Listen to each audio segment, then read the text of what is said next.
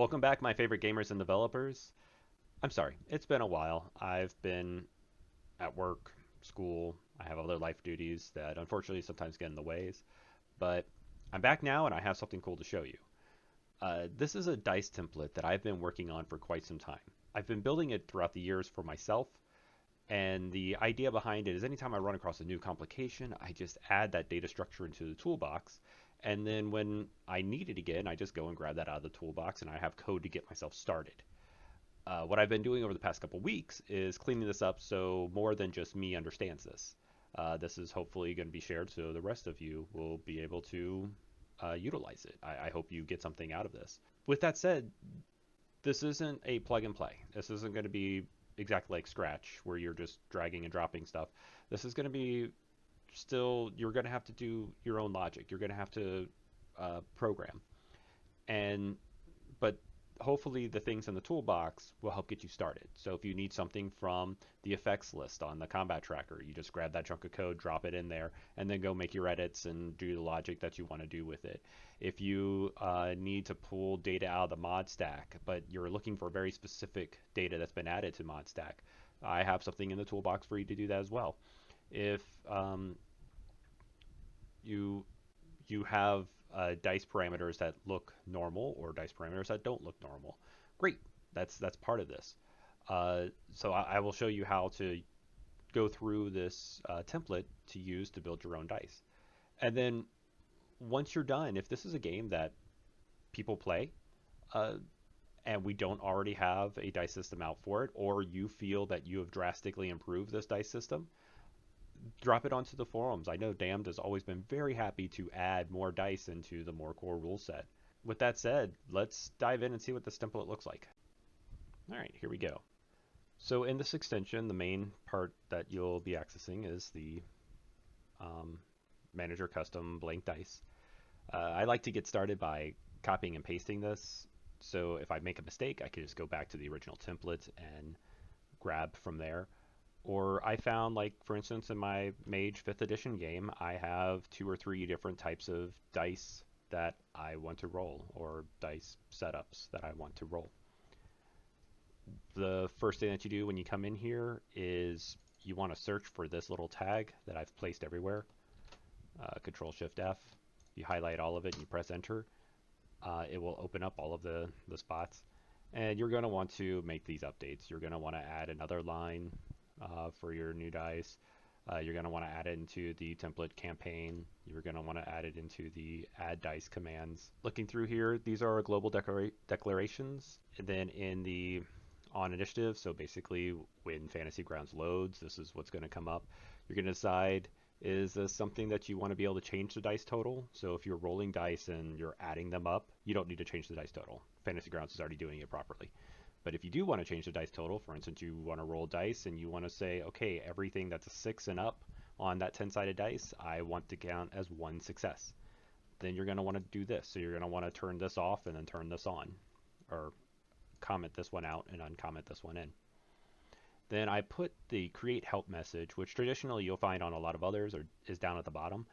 I have ran across, granted it's been a while since I've looked through a lot of them, but I've ran across enough of them that this is forgotten.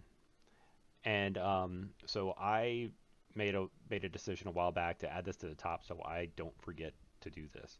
And I also made a nice little format. I cleaned this up. The one that was on here before, it was built for me. But now that I'm building this for everybody, this is what I thought looks nice. And you'll see in my next video how I use this. And then perform action. So we could start off with knowing what are we sending into perform action. And this here, you'll see in my video where I'm actually testing this, that there's a weird bug if you spam dice. So I put this in there to stop that weird thing happening so you can't accidentally spam the dice and get confused on what was rolled. It's because of how I pass dice back and forth. So that's getting too deep into something. So when you see it in the video, you'll see why I've added this, and let's just go from here. But here's our declarations list for perform actions. So I have the container, and now The reason why I have a container, because you do have access to a role, and a role does get passed from one uh, part of code to the next part of code. So we start off in perform action, and then it's going to go to on landed, um, and then it's going to create chat message, and then actually on landed is where it finally sends it to be viewed by everybody. But our role gets passed around between all of those, and you have access to it. The problem is that our role um, changes anything that is a number to a string, and then if it's a boolean, it will just remove it altogether. And that is that is a problem.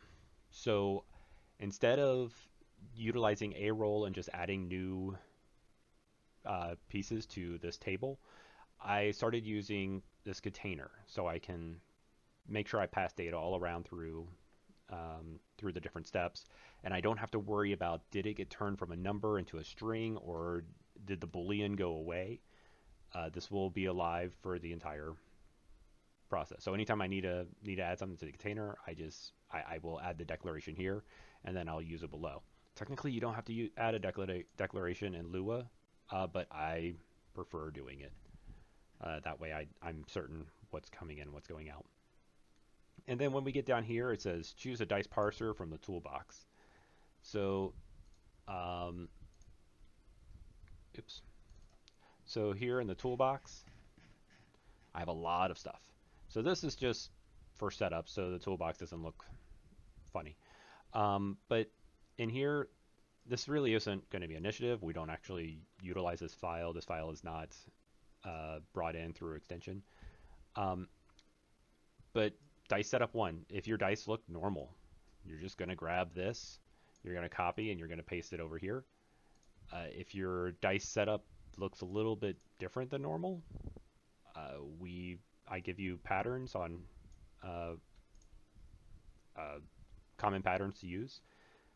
But you could just grab this, bring it over there, make your adjustments to the pattern of what your dice looks like, and you have your setup.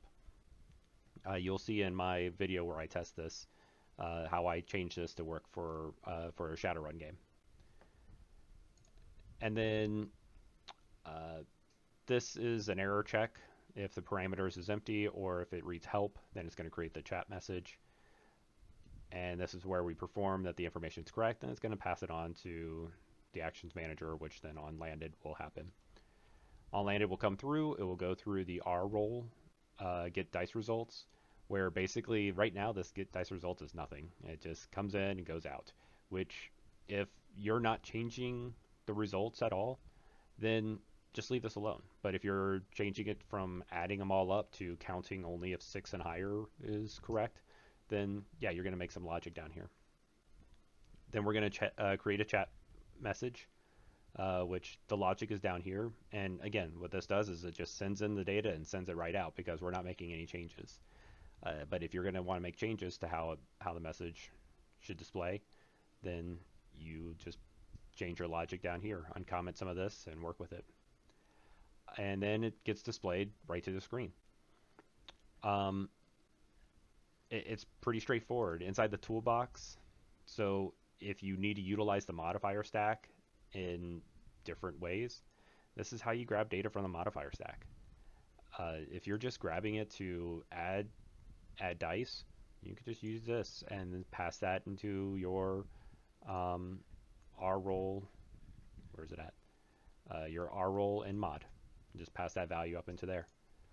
If you're using it to do other things like add dice to the dice pool, like for instance World of Darkness games or Shadowrun games, you want to click strength and then you want to click athletics because you're about to do a climbing check.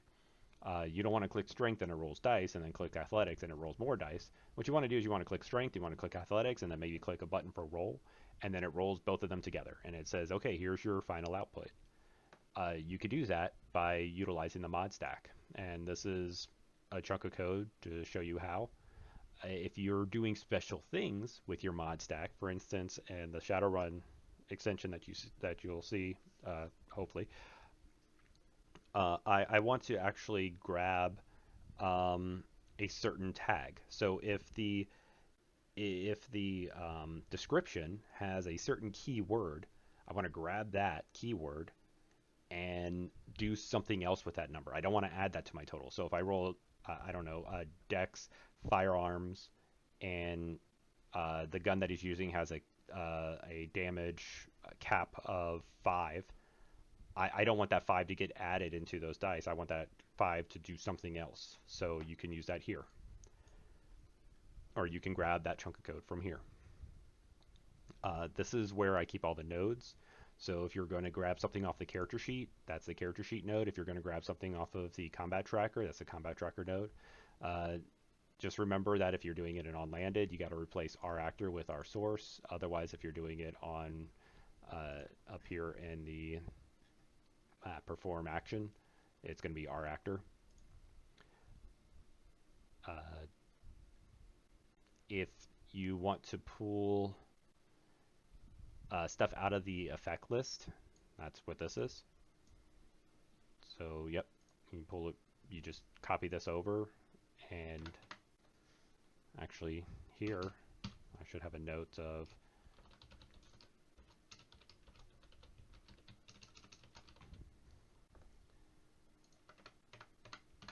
there. Should match. Should mirror that. If you're going to delete a node from an effect, you could utilize this code. Or add a node to the effect, you can utilize this code. If your system has exploding dice, here's code for exploding dice. So with revised dice total, you'll just add this to the perform action declaration, and then you'll add this chunk into get dice results, and this will cycle through.